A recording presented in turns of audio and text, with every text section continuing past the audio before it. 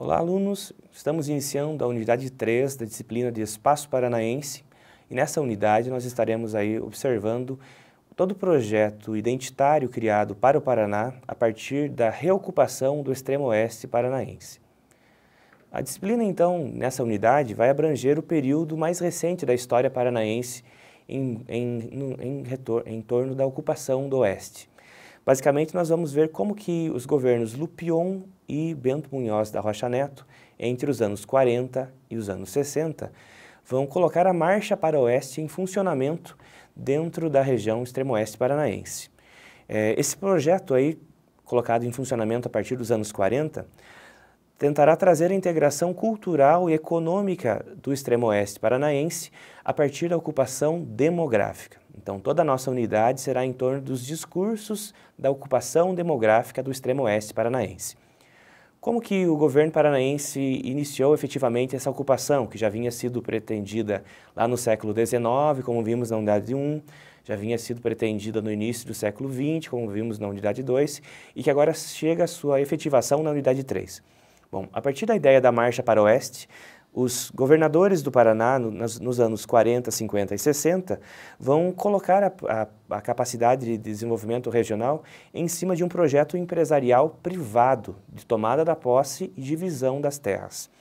Com esse projeto, grandes empresas como a Maripá e a Companhia Pinho e Terras vão adentrar o extremo oeste do Paraná com autorização do governo estadual e vão dividir as terras para colonos que migrarão do extremo sul do Brasil até essas regiões, que darão origem às cidades de Palotina, de Toledo, de Marechal Cândido Rondon e demais pequenos municípios que formam a região extremo-oeste do Paraná até os dias atuais.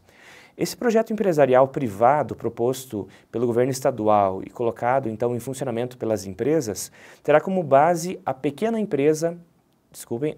propriedade e a ideia de policultura como base da produção. Então, diferente de toda a formação do restante do Paraná tradicional, que é uma formação que tem aquela base portuguesa, do latifúndio, da criação de gado e da grande propriedade, então, nós temos aí no extremo oeste um projeto que visa a pequena propriedade e a policultura. Agora, além dessa ideia de pequena propriedade, nós temos também um perfil do imigrante ou do migrante que deve adentrar a essa região. E as empresas tentarão formar, então, no extremo oeste paranaense, uma espécie de comunidade rural, que não seja apenas uma colonização da área, mas que misture o projeto empresarial que elas propõem, de enriquecimento a partir da agricultura nessa região, junto com ideais religiosos, inclusive ideais étnicos, de pessoas que deveriam povoar o extremo oeste paranaense. Então, trabalho, etnia e religião serão as bases para a colonização do extremo oeste paranaense. Vale lembrar, por exemplo, a ideia de que a presença de negros no processo de povoação era algo que tentava ser evitado pelas empresas colonizadoras. E muito menos os imigrantes estrangeiros que viessem direto do exterior para o Brasil eram bem vistos como potenciais colonos da região. A ideia dessas empresas era basicamente inserir os filhos ou os netos dos imigrantes que tinham vindo para o Rio Grande do Sul e para Santa Catarina ainda no século XIX, não é? E que aí porventura no começo do século XX não possuíam sua própria terra no estado de nascimento dos seus pais ou dos seus avós. Esse ideal de colonização interposto pelas empresas privadas no oeste do Paraná tinha como meta nacionalizar rapidamente a área, com pessoas que já conhecessem o solo, que já conhecessem os processos de produção e que também já conhecessem a língua portuguesa. Enfim, um projeto que então visava uma nacionalização rápida do extremo oeste do Paraná. Ao mesmo tempo, a questão religiosa se mostrou como um ponto forte para a unificação dessas pessoas em torno desses ideais. Então, haviam colônias que vocês observarão no texto que só recebiam colonos de religião cristã evangélica. Haviam colônias que só recebiam colonos cristãos católicos. E essa criação desse vínculo religioso entre os colonos almejava realmente um aceleramento desse processo de criação da identidade com a terra. Isso também destoava um pouco do paranismo que nós discutimos um pouco na unidade 2. O paranismo imaginava que o processo seria mais adequado e mais interessante para o Paraná se fossem misturados colonos brasileiros com imigrantes estrangeiros. Aquilo que o governo do Paraná efetivamente fez, entregando a colonização às empresas, foi privilegiar, então, pessoas já nascidas no Brasil para a efetivação dessa identidade do Paraná. De certa maneira, a reocupação, então, desse extremo oeste não é neutra ou muito menos natural, como nós poderemos observar no texto da unidade, não é? Essa nova regionalidade que o extremo oeste recebe tenta apagar as lembranças da ocupação feita no sistema de obragens pelos argentinos e paraguaios, tenta ao mesmo tempo vincular a questão do trabalho com a religiosidade, já que haviam seleções dentro desses critérios, não é? E tratará também de criar logo no Paraná uma memória que crie identidade para esse grupo de pessoas que migra para essa região. Para se ter noção, nos anos 50, somente nos anos 50, a população do Paraná cresceu 70% em função das migrações criadas por essa marcha para o oeste, que vão ocupar essas cidades já relatadas aqui no nosso material. Essa migração extrema, ou seja, em grande número de pessoas, é denominada pela historiografia da região como a expansão da Frente Pioneira sobre o oeste. E esse nome, Frente Pioneira, essa designação, não é, entre os anos 1940 e 1960, será a base para a formação de uma identidade paranaense.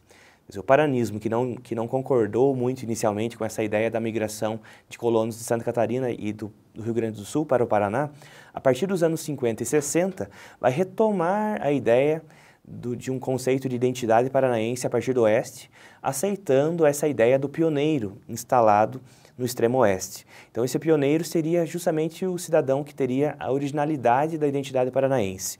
Alguém que tem uma origem no trabalho. Então, a ideia do pioneiro como trabalhador, como aquele que tem lá no fundo uma origem alemã, uma origem italiana, acaba sendo a base para a criação de uma identidade paranaense a partir do oeste. Então, o trabalho do pioneiro, por exemplo, não é o mesmo trabalho do aventureiro, não é o mesmo trabalho do migrante de origem étnica afrodescendente, por exemplo. Então, nós temos aí uma reocupação que cria silêncios sobre a presença de algumas pessoas, não é, que são aí os migrantes de outras regiões do Brasil, não é, e prioriza um caminho de vínculo da ideia do pioneiro com a relação dele na religiosidade e no trabalho. Então, isso são traços distintos do regional que vão formar a identidade do Paraná no extremo oeste. É algo forjado como natural, mas que basicamente é criado a partir de uma memória autorizada sobre o extremo oeste. Vamos falar um pouquinho sobre os primeiros historiadores que escrevem essa história. Eles não são historiadores formados em universidades fora do Paraná ou que tenham observado o Paraná numa perspectiva de fora. São os próprios imigrantes, no caso os filhos dos migrantes, que vão formar aí um discurso sobre essa região, não é? Silenciando sobre aquilo que não interessa a identidade, não é? E usando aí da sua própria experiência, ou seja, da sua experiência pessoal de vida, para formar uma identidade coletiva para o extremo oeste. E essa identidade, além do extremo oeste, como já afirmei aqui, vai ser repassada como identidade do paranaense como um todo. Então, dando encaminhamentos finais à discussão da unidade 3, nós podemos lembrar, então, aí como pontos principais a importância da historiografia regional do extremo oeste na criação da imagem desse colonizador regional, que era parte da Frente Pioneira. Esse colonizador, então, que ocupou o extremo oeste, seja afastando aí afrodescendentes que estivessem na área, argentinos, paraguaios, afastando pessoas que fossem proprietárias da terra, mas não tivessem documentos, afastando os indígenas ou matando indígenas na área, eles serão aí os grandes propulsores da identidade paranaense, a partir da região que ocuparam.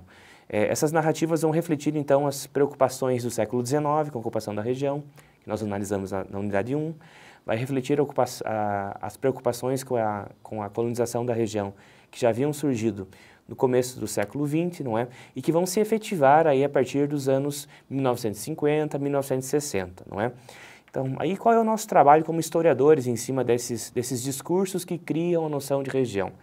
Basicamente, o nosso trabalho é o de identificar que práticas são essas que fazem com que se crie um sentido de regional no Paraná.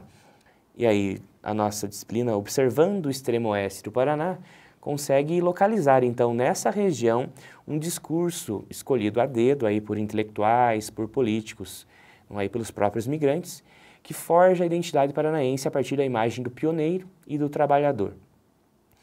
Dessa forma, nós encerramos a disciplina.